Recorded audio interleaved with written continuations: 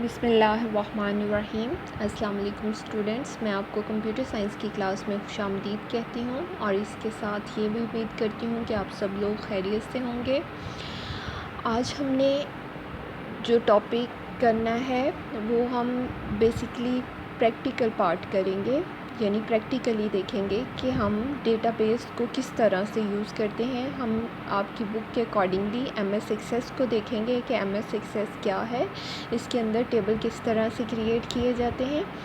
तो इसका ये थोड़ा सा इंट्रो है जो मैंने ऐड किया है आज के लेक्चर में। चलिए हम अपने आज के लेक्चर का बाकायदा आगाज़ करते हैं। सबसे पहले ये आपको एक स्क्रीन नज़र आ रही है, ये मेरे लैपटॉप की स्क्रीन है। इसको मैंने सबसे पहले, जैसे आप कंप्यूटर ऑन करते हैं, मैंने अपना लैपटॉप ऑन किया तो मुझे ये स्क्रीन नज़र आई। यहाँ पर आपके पास बॉटम में लेफ़्ट साइड पर जो आपको बटन नज़र आ रहा है, ये यहाँ पर गोल सा, इसको स्टार्ट बटन कहते हैं। ठीक है, ये स्टार्ट बटन के ऊपर आपको एरो भी नज़र आ रहा है बिकॉज़ मैंने इसके ऊपर एरो जो है वो प्लेस किया था, कर्सर जो है वो प्रेस किया था। अब इसके बाद हम इसको क्लिक करेंगे तो क्लिक करने के बाद हमारे पास जो स्क्रीन अपीयर होगी वो ये वाली स्क्रीन अपीयर होगी। ये हमें ये दिखा रही है कि हमारे कंप्यूटर के अंदर जो है वो कौन कौन से प्रोग्राम इंस्टॉल हैं। कुछ प्रोग्राम जो है ऐसे ही हमें पता चल जाता है कि इसको देखने से, और बाकी आप जो है ऑल प्रोग्राम को अगर क्लिक करते हैं तो उससे मज़ीद आपको क्लियर हो जाता है कि इसके अंदर क्या क्या चीज़ें इंस्टॉल हैं।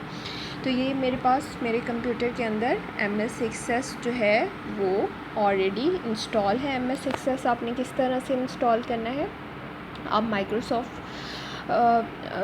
ऑफिस जो है वो इंस्टॉल करेंगे। ऑफिस जब आप इंस्टॉल करते हैं तो उसमें एक्सेल, एमएस एक्सेस, वर्ड, ये सारी चीज़ें जो हैं वो होती हैं, वो ऑटोमेटिकली इंस्टॉल कर देता है। यानी कि ये पूरा सूट होता है जिसके अंदर डिफरेंट सॉफ्टवेयर्स होते हैं, जिनके अंदर हमारे पास माइक्रोसॉफ्ट एक्सेस भी जो है, मेरे पास ये इसका वर्जन जो है यहाँ पर आपको नज़र आ रहा होगा। इसका वर्जन यहाँ पर 2016 है, ये इसका आइकन है एमएस एक्सेस का। अब इसको स्टार्ट करने का क्या तरीक़ाकार है, आप क्या करेंगे, इसके ऊपर क्लिक करेंगे। सिंपली आपने इसके ऊपर क्लिक कर देना है। क्लिक करने से क्या होगा, कौन सी विंडो अपीयर होगी आपके पास।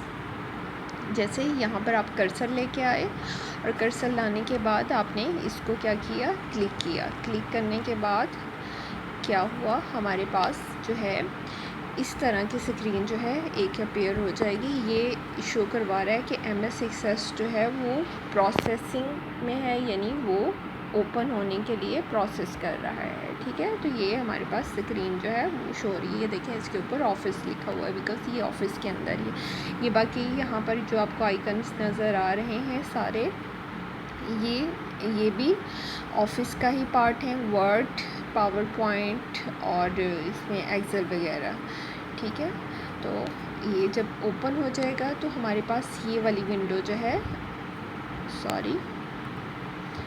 हमारे पास ये विंडो जो है अपीयर होगी। ये मैंने ऑलरेडी इसके अंदर एक डेटाबेस क्रिएट की हुई थी तो ये यहाँ पर शो करवा रहा है। बाकी ये आपको इस तरह से नज़र आएगा, blank desktop database and custom web application. तो आप किसको सिलेक्ट करेंगे, इसको ब्लैंक डेस्कटॉप डेटाबेस। जब आप इसको सिलेक्ट करेंगे तो सिलेक्ट करने के बाद क्या होगा, आपके पास ऑटोमेटिकली ये वाली विंडो जो है, ये विंडो जो आपको नज़र आ रही है, ये विंडो अपीयर हो जाएगी। ये होम स्क्रीन है जिसके ऊपर टेबल 1 जो ऑटोमेटिकली वो क्या करेगा, टेबल 1 का नाम उसको दे देगा और उसके अंदर आईडी, जैसे हमें पता है कि हम प्राइमरी की जो है वो टेबल की मोस्टली क्या सेट करते हैं, आईडी सेट करते हैं, तो उसने ऑटोमेटिकली उसको आईडी जो है वो दे दिया हुआ है।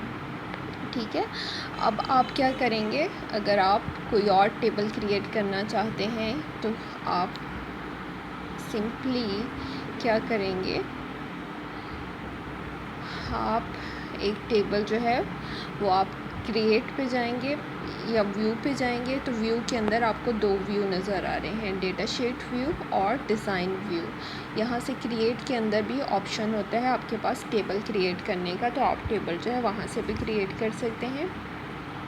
और ये व्यू के अंदर आपके पास दो व्यू हैं, डेटा शीट व्यू और डिज़ाइन व्यू। डिज़ाइन व्यू के अंदर जाके भी आप टेबल क्रिएट जो है वो कर सकते हैं। तो मैंने यहाँ पर दो टेबल क्रिएट किए हुए हैं, एक टेबल 1 है, टेबल 2 है। ये यहाँ पर आपको नज़र भी आ रहा है कि टेबल 1 टेबल 2। जैसे ही आप इन दो, एक पे क्लिक करेंगे तो वो वाला खुल जाएगा, दूसरे पे क्लिक करेंगे तो दूसरे वाला खुल जाएगा, यानी हम इनके माबैन स्विचिंग कर सकते हैं, एक टेबल से दूसरे टेबल पर जा सकते हैं।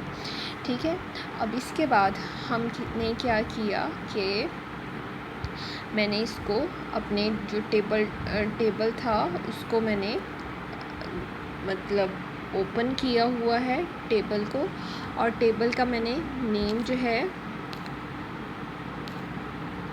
वो रख दिया है यहाँ पर। जो टेबल 1 था उसको मैंने नेम दे दिया है टेबल 1 जो था मेरा, टेबल 1 को मैंने नाम दे दिया टेस्ट का। मतलब मैंने उसको डिज़ाइन व्यू में ओपन किया, डिज़ाइन व्यू में ओपन करने के बाद मैंने उसको नाम दे दिया टेस्ट का। अब टेस्ट के अंदर अब यहाँ पर ये देखें, ये मुझे बता रहा है कि ये फ़ील्ड के नेम है और ये उसकी डेटा टाइप है, यानी यहाँ पर आप फ़ील्ड का नाम रखेंगे और उसके आगे उसकी जो भी डेटा टाइप आप सिलेक्ट करना चाहते हैं वो आप सिलेक्ट कर लेंगे। इसके बाद ये यहाँ पर बॉटम पे आपको जो नज़र आ रही है ये इसकी मज़ीद हमारे पास प्रॉपर्टीज़ होती हैं। ये यहाँ से ऑटोमेटिकली जब आप उसको डिज़ाइन के अंदर खोलेंगे तो ये यहाँ पर बता रहा होगा कि आपने डिज़ाइन के अंदर उसको खोला हुआ है। ठीक है, अब मैंने यहाँ पर जो है इसके अलावा इसके अंदर आप जो है वो डिस्क्रिप्शन जो है वो भी ऐड कर सकते हैं। इसके बाद जैसे मैंने यहाँ पर इसके टेबल के अंदर फील्ड के नेम दे दिए कि मेरा टेबल का नाम क्या था, टेस्ट। ठीक है, और उसके अंदर टेस्ट आईडी, नेम और एज जो है मैंने 3 फील्ड जो हैं वो ऐड की हैं। अब ये टेस्ट आईडी ऑटो नंबर रख दिया, यानी जैसे जैसे आप ऐड करते जाएंगे वो ऑटो नंबर ऑटोमेटिकली 1 2 3 4 5 इस तरह से यूनिक आईडीज़ आती जाएंगी। नेम के अंदर शॉर्ट टेक्स्ट कर दिया, एज के अंदर भी आपकी मर्ज़ी है कि आप उसको कौन सी डेटा टाइप जो है वो देना चाहते हैं। तो ये यहाँ पर मुख्तलिफ मेरे पास डेटा टाइप्स जो हैं वो शो हो रही हैं। आप इनके अंदर से अकॉर्डिंगली अपनी फ़ील्ड की डेटा टाइप जो है वो चूज़ कर सकते हैं कि हम अपनी फ़ील्ड के अंदर किस तरह का डेटा जो है वो एंटर करवाना चाहते हैं। उसके बाद जब मैंने टेबल बना लिया तो मैंने उसको ओपन किया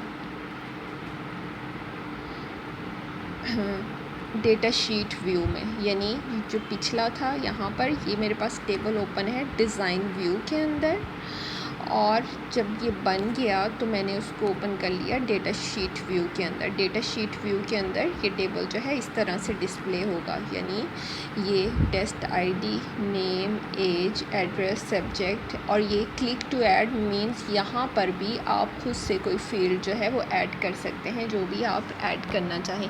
अभी ये टेबल जो है नीचे से इसके कोई भी सेल नज़र नहीं आ रहे बिकॉज़ हमने इसके अंदर डेटा जो है वो ऐड नहीं किया हुआ। अब जैसे आप आगे मूव करेंगे, मैंने इस टेबल के अंदर अब डेटा ऐड कर दिया, जैसे सना, राबिया, नौरीन, तो ये ऑटोमेटिकली आईडीज़ जो हैं 1 2 3 4 5 इसके अंदर आती गई। मैंने यहाँ पर एक और फील्ड ऐड की और उसको टाइप दे दी करेंसी की, तो यहाँ पर इसलिए $साइन साथ शो हो रहा है। आप इस फील्ड का नाम जो है वो कोई भी ऐड कर सकते हैं। ठीक है, और ये जो टेस्ट आईडी यहाँ पर आपकी ये शो हो रही है। ठीक है, ये आपका टेबल हो गया, ये आई होप सो ये आपको नज़र आ रहा है। उसके बाद मैंने क्या किया, टेस्ट के ऊपर टेस्ट को ही मैंने जो टेस्ट वाला टेबल था मतलब उसी को यहाँ से सिलेक्ट किया। सिलेक्ट करते हुए मैंने यहाँ से इसके ऊपर फॉर्म क्रिएट के अंदर, आप क्रिएट जो है जब ओपन करेंगे तो उसके अंदर मुख्तलिफ़ ऑप्शंस आते हैं, जैसे टेबल क्रिएट करने के लिए, क्यूरी के लिए, फॉर्म्स के लिए। तो मैंने जब फॉर्म पर क्लिक किया तो फॉर्म पे क्लिक करने से मेरे पास इसका ऑटोमेटिक एक फॉर्म जनरेट हो गया, यानी जो जो चीज़ें मेरे पास वहाँ टेबल पे थी वो सारी की सारी फील्ड जो है मेरे पास फॉर्म के ऊपर आ गई। अब फॉर्म के ऊपर जो है फॉर्म के डिज़ाइन में जाके फॉर्म के अंदर पिक्चर भी लगा सकते हैं और कोई टैब्स भी लगा सकते हैं। यहाँ पर सेव का बटन यहाँ पर लगा सकते हैं। कुछ और इन टैब्स की जो शक्ल है वो भी चेंज कर सकते हैं। तो ये सारा कुछ जो है हम जाकर कर सकते हैं फॉर्म से। फॉर्म ये देखें, आपको नज़र आ रहा होगा, एक फॉर्म है और दूसरा क्या है, फॉर्म डिज़ाइन है। इसी तरह से हमारे पास रिपोर्ट के ऑप्शंस भी हैं। अब ये फॉर्म के अंदर मैंने क्या किया, यहाँ पर इसके अंदर बैकग्राउंड पे मैंने एक पिक्चर ऐड कर दी और इन फील्ड्स जो ऊपर नज़र आ रही थी उनका कलर चेंज कर दिया। तो इस तरह से आप मुख्तलिफ़ ऑप्शंस को यूज़ करते हुए इसके अंदर चेंजेस जो हैं वो कर सकते हैं, यानी फॉर्म भी डिज़ाइन कर सकते हैं। इसके अलावा आप जो है रिपोर्ट्स भी डिज़ाइन कर सकते हैं। कुछ भी जो है इसके अंदर किया जा सकता है। तो फिर ये क्रिएट के अंदर हमारे पास डिफरेंट ऑप्शन होते हैं, क्यूरी के, फॉर्म के। इसके अलावा रिपोर्ट का ऑप्शन है, रिपोर्ट डिज़ाइन है, ब्लैंक रिपोर्ट ऐड करनी है। ये सारे ऑप्शन जो हैं वो आपको इजीली मिल सकते हैं। तो आज के लेक्चर में हमने बस इतना ही करना था। जस्ट मैंने छोटा सा आपको इंट्रो देना था इसका, कि आप लोगों को समझ आ जाए कि MS Access को हमने यूज़ किस तरह से करना है। मज़ीद हम फिर इसके बारे में वक्तन फ़वक्तन जो है वो थोड़ा बहुत प्रैक्टिकल काम जो है वो करते रहेंगे। नेक्स्ट लेक्चर के लिए अल्लाह हाफ़िज़।